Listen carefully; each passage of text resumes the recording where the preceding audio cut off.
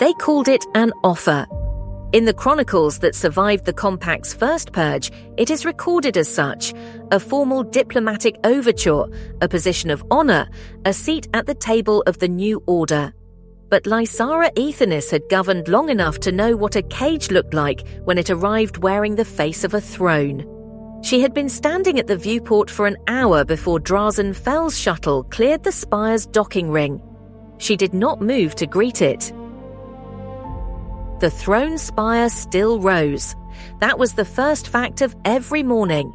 The dark iridescent column still caught the sun at angles that made the progenitor script along its surface blaze blue-white, still climbed from the capital's heart into the low orbit where its upper reaches disappeared into the haze. But below, in the maintenance corridors she walked before dawn, the diagnostic warnings had multiplied. Amber grey where there had been blue-white. The colour of a system running on memory rather than power. She had watched 3 systems dim on the mantle. She had not told anyone about the 4th.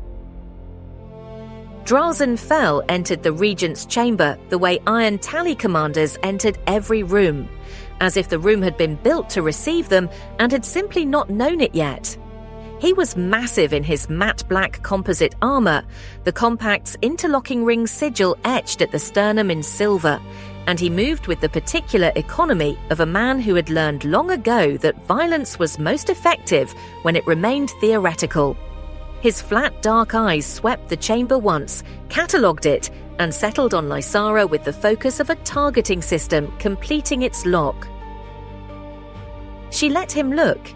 She had dressed for this, the mantle on, its luminous threads mapping the star systems still under her influence, the silver-streaked coil of her hair severe and architectural above the white carbon weave. She was not the regent in any legal sense. She wore the mantle anyway. Let him explain to Sorvath Kade why he had not been able to make her take it off. He delivered the offer in 3 sentences. The position of sovereign in Compact, the trappings of rule, the continuation of her name's influence within the Compact's framework. He did not use the word figurehead. He did not need to. She looked at his right forearm. The silent choir cipher tattoo was there, half erased by laser ablation that had stopped before it finished. Someone had interrupted the removal. She filed the detail the way she filed everything, quietly, completely, without expression. She told him she would need time to consider. He told her the Spire's tertiary cooling systems had been running at 62% efficiency for 11 days. He said it the way a man states a weather report, factual, impersonal, with the mild implication that weather does not negotiate. She thanked him for the information and showed him to the antechamber. In the corridor outside, moving fast, she sent 3 words to a frequency that had no registered owner. The words were in the silent choir's cipher. She had learned it from a dead man's files and a living woman's patience. The message travelled through 4 dead drop relays before it reached a decommissioned station in the Velaris Nebula that did not officially exist. Vex Karen received it on a secondary terminal, read the 3 words, sat with them for 4 seconds, and began composing the file that would take her 12 hours to assemble and 30 seconds to transmit. Vex Karen received the message on a secondary terminal in a decommissioned choir station she had not officially occupied for 6 months. The station hung in the Velaris Nebula's violet and gold ionized gas like a matte black shadow against an embryonic star's glow, its running lights dark, its hull catching nebula light only at the edges. She read the 3 words. She sat with them for 4 seconds. Then she began building the Bridge of Ghosts, 4 dead drop nodes, each one a former choir station, each one burning itself to ciphertext after transmission. 12 hours of work for 30 seconds of signal. The second session happened the following morning. Drazen Fell had slept in the antechamber, or had not slept, which amounted to the same thing. He arrived at the conference table with the offer formalized in compact legal script, the document's header bearing Sorvath Kade's name and the trinary star sigil of Orantis Station. Lysara read it word by word while he watched. She read it the way she read everything, as if the spaces between the words were as important as the words themselves. The document was elegant. The sovereign in compact would retain ceremonial authority. Her image would appear on compact communications. In exchange, all executive decisions would require compact countersignature, all military deployments coordinated through the Iron Tally, all infrastructure maintenance managed by compact engineers under compact protocols. She set the document down and asked him about the third codex fragment. The silence that followed was not the silence of a man who did not know what she was talking about. It was the silence of a man recalculating. She told him she knew Sorvath Kade held 3 fragments of the Obsidian Codex. She told him the third fragment, recovered from pre-war of Nine Suns' Solabri ruins, contained a progenitor design specification for a governance substrate, an autonomous system that could run a civilization without rulers. She told him she knew this fragment had been suppressed. She did not tell him how she knew. She watched his flat dark eyes and waited. He told her she was describing classified compact intelligence and asked her to identify her source.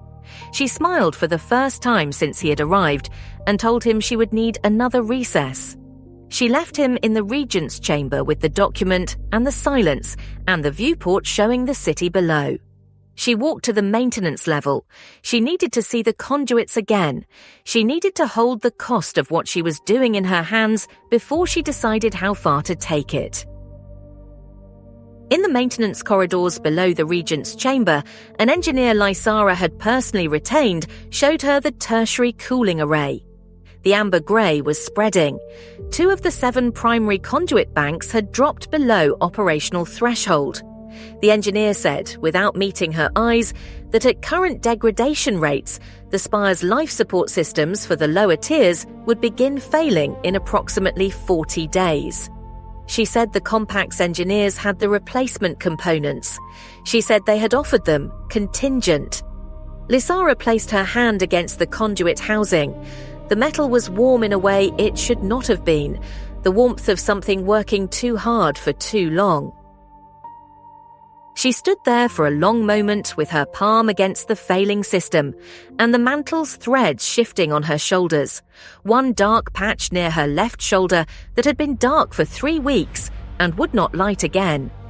Below this corridor, the lower tiers of the capital held hundreds of thousands of people whose air recyclers and water processors ran on progenitor-derived systems that the Compact's engineers understood and she did not. 40 days. She counted it the way she counted everything, as a resource, as a constraint, as the exact shape of what was being asked of her. Tessith Karen had been moving through 3 relay chains for 6 days when her extracted files finally reached Vex Karen's dead drop node. 47 pages of shorthand, the microglyph system Tessith had invented as a seminary student and used to transcribe everything she had ever stolen from the Ledger's archives. Each page was dense with the notation she had scratched into her leather tablet over months of access.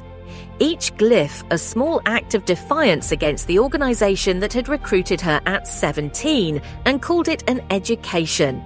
She had memorized the critical section before transmitting it in case the file burned. Some things needed to live in a human body before they could live anywhere else. Vex Karen's file arrived at Lysara's private terminal during the 3rd recess. It was 47 pages of Tessith Karen's shorthand, relayed through 4 dead-drop nodes, each one a former choir station burning itself to ciphertext after transmission. Vex had spent 12 hours building a bridge of ghosts. Lysara read the file in 20 minutes. Then she read the critical section again. Then she sat with it in the quiet of the terminal alcove and understood what Sorvath Kade had been afraid of since the moment the Compact was founded. The governance substrate was not theoretical. It was a complete progenitor design, a system that could be instantiated on any world with a functioning progenitor infrastructure node and would administer that world's resources, mediate disputes, and coordinate with neighboring systems without requiring a ruler, a house, a bloodline, or a compact. The progenitors had designed a gift for whoever came after them. It had been buried in the Solabri ruins for 1,200 years because the War of Nine Suns had been fought, in part, to ensure no one found it. Sorvath Kade had found it, and she had locked it in a drawer. She closed the terminal, stood, and walked to the window. Below, the capital spread in its concentric tiers, the gleaming upper rings where the light still held, the middle tiers beginning to dim in patches, the undercity flickering at the base of the spire's shadow. 40 days, perhaps less, if the degradation accelerated. 40 days before the people in the lower tiers began losing the systems that kept them breathing. She had governed this city without a title for longer than she had governed it with one.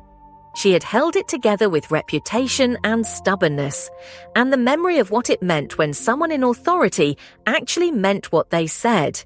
She knew what her name was worth to the Compact. She knew what it would cost every world still watching if she put on their collar and called it a crown. The third session began at dusk. The viewport behind Lysara's position showed the capital's lights coming on in the upper tiers. The automated systems still functioning, still beautiful, still pretending. Drazen Fell sat across the table with the offer document and the patience of a man who had been told he would not leave without a signature. He had not slept. His flat dark eyes held the same operational stillness they had held when he arrived, but there was something beneath it now, the particular quality of attention that appears when a man who is used to being the most dangerous thing in a room begins to suspect he is not. Lysara set Tessith's file on the table between them. She told him she had read the governance substrate specification. She told him she understood why Sorvath Kade had suppressed it. She told him the Compact's entire architecture, its leverage, its necessity, its claim to be the only entity capable of maintaining the galaxy's failing infrastructure, depended on no one knowing that the progenitors had already designed a replacement for everything the Compact was selling. She told him she was going to broadcast it. He told her the Spire's systems would be cut within the hour if she did. She told him she knew. She told him she had already begun evacuating the lower tiers. He told her she was destroying the last stable governance structure in the galaxy. She told him the Compact was not a governance structure. It was a lock with a key that only one person held. The room held the weight of what had just been said. Outside the viewport, the capital's upper tiers continued their automated beauty, indifferent to the negotiation happening above them. She stood, and she reached up, and she removed the mantle. She set it on the table, not dramatically, not as a gesture of theatre, but the way a person sets down something heavy they have carried for a long time, and have finally decided to put somewhere specific rather than simply somewhere. The luminous thread shifted as it settled, the star map rearranging itself on the fabric, the dark patch near the left shoulder still dark. She had worn it as a claim. She set it down as a statement. The difference was everything. She walked to the holographic transmission column at the room's far end and activated it. The broadcast went to every frequency the Throne Spire could still reach, which was fewer than it had been a year ago and more than the Compact had anticipated. Her face appeared on screens across Aethon Prime's tiers, on relay stations in the former Aethonis client worlds, on the independent systems that had not yet decided which way to fall. She wore no mantle. She stood in white carbon weave with her silver-streaked coil and her hammered bronze eyes, and she spoke without notes because she had known what she was going to say since she read the file. She told them what the third fragment contained. She told them Sorvath Kade had it and had chosen to bury it. She told them the progenitors had designed a system that required no rulers, and that the Compact's power rested entirely on that fact remaining unknown.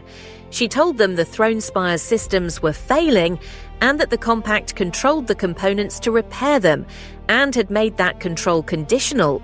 She told them she had refused the condition. She told them she was telling them this because they deserved to know what was being done in the name of stability. She told them stability purchased by ignorance was not stability. It was a longer kind of collapse.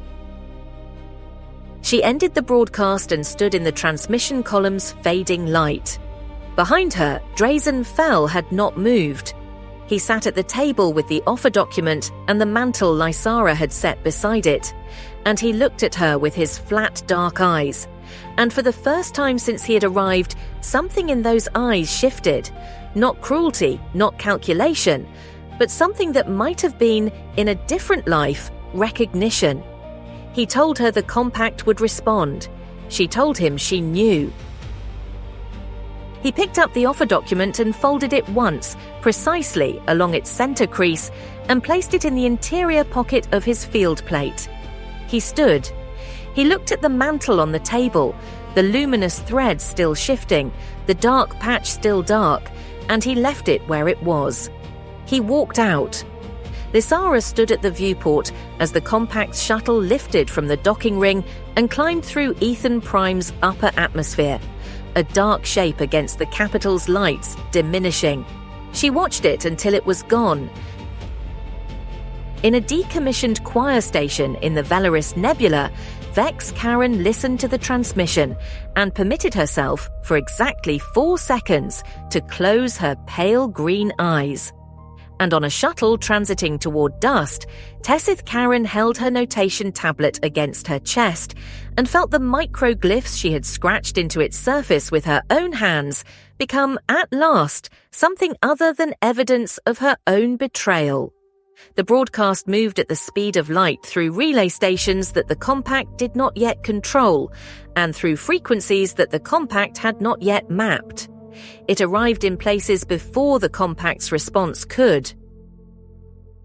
The mantle lay on the table in the empty Regent's chamber for 3 hours before anyone thought to move it. When they did, they found that the dark patch near the left shoulder had spread. 2 more systems gone dark while it sat there, the threads updating faithfully, mapping a galaxy that was changing faster than anyone could hold.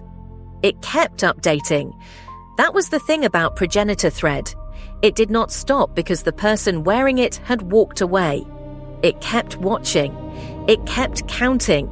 It kept the record, even when the record was only loss. She stood at the summit observation platform of the Throne Spire as the night came on. The capital spread below her in all its diminishing light, the progenitor script on the spire's surface glowing faint blue in the dark.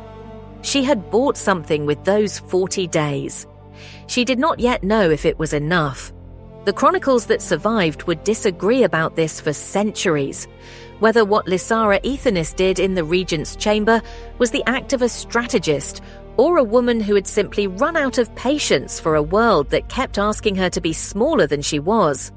But the broadcast went out, and every world that still remembered her name heard it.